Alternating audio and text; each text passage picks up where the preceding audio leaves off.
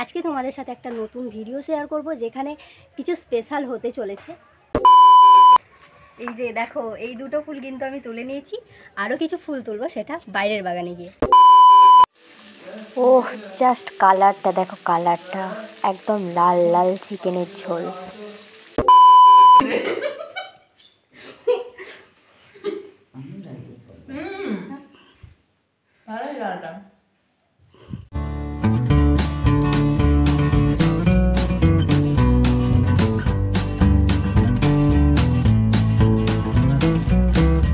Everyone, this is আঁকি from style Deloitte. আশা করি সকলেই তোমরা খুব ভালো আছো, আমিও ভালো আছি। আজ আবার দেখতে পাচ্ছ সেই পুরনো ছাদে, যেখান থেকে ব্লগ শুরু করেছিলাম প্রথম। আর এই নতুন বছরের সাথে সাথে কিন্তু আমার ছাদও কিন্তু নতুন নতুন ফুলে সেজে উঠেছে। আর বছরের শুরুতেই যেহেতু প্রথম এটা আমি ভিডিও করছি, তাই তোমাদের সকলকে প্রথমেই জানাই হ্যাপি নিউ ইয়ার। সকলের আশা করি খুব খুব ভালো কাটছে নতুন বছর, সুন্দরভাবে কাটাও, খুব আনন্দ করো সকলে। আর আজকে তোমাদের সাথে একটা নতুন ভিডিও শেয়ার করব যেখানে কিছু স্পেশাল হতে চলেছে। এই স্পেশাল অনুষ্ঠানের জন্য আজ কিন্তু বাড়িতে প্রচুর নতুন নতুন রান্নাও হচ্ছে। আর সেই রান্নাঘরে গিয়েই তোমাদের দেখাবো এখন সেই রান্নার কিছু দৃশ্য, যা রান্না করব আমি, এবং আরও কী কী করছি, কী কী আয়োজন হচ্ছে, সবই দেখতে পাবে এই ভিডিওর মধ্যে। আর শেষ চমক কিন্তু একদম শেষেই থাকছে, সেটা দেখতে হলে ভিডিওটা কিন্তু দেখতে থাকো। চলো, যখন ছাদে চলে এসেছি তখন কিছু ফুলের দরকার আমার, আর আমি আমার গাছেরই ফুল তুলে নেব। আর তোমরা গেস করতে থাকো যে ঠিক কী অনুষ্ঠান হতে চলেছে আমার বাড়িতে, যার জন্য ফুলও লাগতে পারে। ভেবো না আমার গাছের এত পছন্দের ফুলগুলো তুলে নিচ্ছি, তার মানে স্পেশাল কিছু নিশ্চয়ই আছে। এই যে দেখো, এই দুটো ফুল কিন্তু আমি তুলে নিয়েছি, আরও কিছু ফুল তুলবো, সেটা বাইরের বাগানে গিয়ে। নিচে এসে দেখি মা প্রায় কাজ গুছিয়ে এনেছে, সবজি পাতি কেটে একেবারে রেডি। আমি তো শুধু রান্নাটাই করছি, বাকি হেল্প কিন্তু আমাকে মায়ে করেছিল। মা না থাকলে আমার একার পক্ষে কিন্তু এর কিছুই সম্ভব হতো না। তখন দেখলাম মা এই দিকটা গুছিয়ে এনেছে, বাকি কাজগুলো সারতে চলে গেলাম। আমি তাই সেই মশলাগুলোকে রেডি করে নিচ্ছিলাম, যা যা রান্নার জন্য প্রয়োজন ছিল।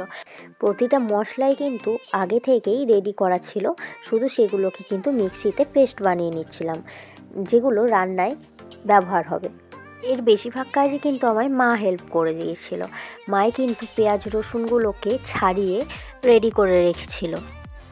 চলে এসেছি এখন রান্নাঘরে, আর এখানে শুরু করে দেবো রান্না। দেখতে থাকো কী কী রান্না হচ্ছে। আর কিছু রান্না আগে থেকেই করে রাখা হয়েছে আমাদের, আর এখনও কিছু কিছু হবে, সেগুলো তোমরা দেখতে থাকো কী কী রান্না করছি। এই যে দেখছো, এখানে আলু, মূলো আর ফুলকপি আছে কিছু, এগুলোকেই কিন্তু ভেজে নেব। আর এর আগে কিন্তু বেগুন ভাজা, শাক ভাজা এগুলো কিন্তু হয়ে গেছে।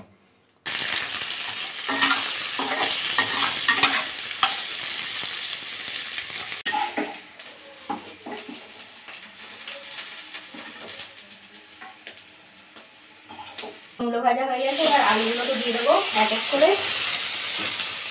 আলুটাও কিন্তু ভাজা হয়ে গেছে, তাই সেগুলোও কিন্তু আমি তুলে নিলাম। আর এদিকে ফুলকপির রোস্টটাও কিন্তু হয়ে এসেছে, প্রায় হয়েই গেছে। জাস্ট দেখো কেমন লাগছে লাস্টের জিনিসটা।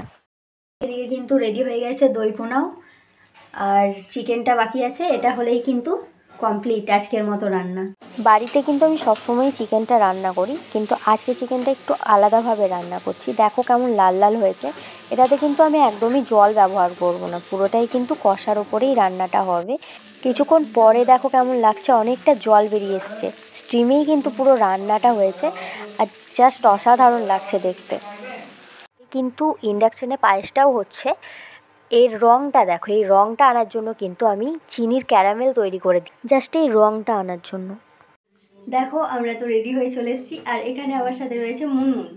মুনমুন হাই কর। হাই। আজকে কিন্তু ওর জন্যই আমাদের বাড়িতে স্পেশাল অনুষ্ঠান হচ্ছে।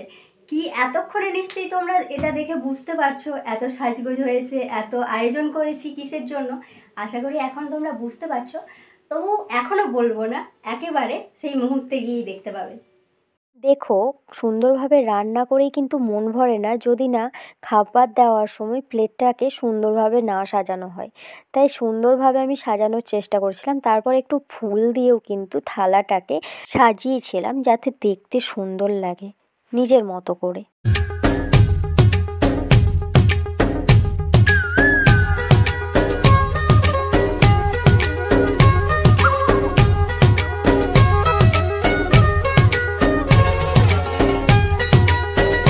সমস্ত ব্যাপার দেখে তো এতক্ষণে বুঝেই গেছো ব্যাপারটা ঠিক কী।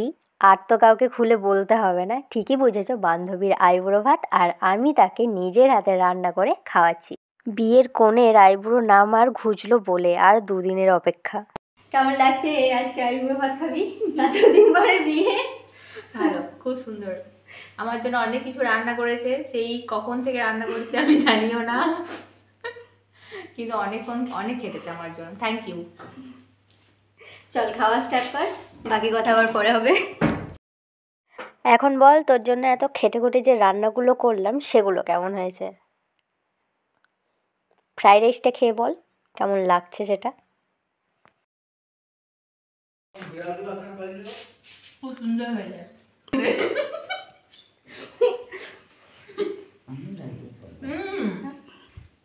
ভালোই ডালটা। দই মাছ, দই পোনা দই পোনা কেমন হয়েছে? খুব সুন্দর।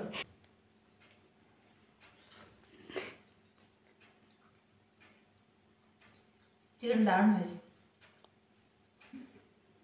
সত্যি বলছিস না মিথ্যা? সত্যি করে। এই প্রথম কিন্তু এইভাবে রান্না করলাম। সব রান্না খুব সুন্দর হয়েছে। যদি আমি এখন হাফ খেলাম, এখন হাফ বাকি আছে। তারপর আমরা অনেক আড্ডা দিয়েছিলাম, প্রচুর হাসাহাসি করেছিলাম। জানো, সেই পুরনো দিনের কথাগুলো মনে পড়ছিল। কলেজ লাইফে ওর সাথে আমার প্রথম আলাপ। আস্তে আস্তে আমরা আরও ভালো বন্ধু হয়ে উঠেছি। সেসব নিয়েই বেশ কিছু কথা হচ্ছিল, আর মন খারাপও হচ্ছিল। কয়েকদিন পরেই তো বিয়ে হয়ে শ্বশুরবাড়ি চলে যাবে। বিয়ের পর তো সকলেই ব্যস্ত হয়ে পড়ে। জানি না আবার কবে এই রকম আড্ডা জমবে। তারপর আমিও খাওয়া দাওয়া সেরে নিয়েছিলাম, কারণ বেশ রাত্রি হয়ে গেছিল। সারাদিন কাজ করে বেশ ক্লান্তই ছিলাম। তো আজকের মতো ভিডিওটা এখানেই শেষ করছি। আজকে মুনমুনকে আইবুড়ো ভাত খাওয়ালাম, তোমরা তো দেখলেই সেই ভিডিও। কেমন লাগলো সেটা জানাতে ভুলো না। এই আইবুড়ো ভাতের পর্ব এখানেই কিন্তু শেষ নয়, থাকছে আরও অনেক অনেক নতুন নতুন চমক। মুনমুনের বিয়েও কিন্তু এখানে থাকবে। আর দেখতে থাকো স্টাইল ডিলাইট, কেমন লাগছে সেটা অবশ্যই জানাতে থেকো।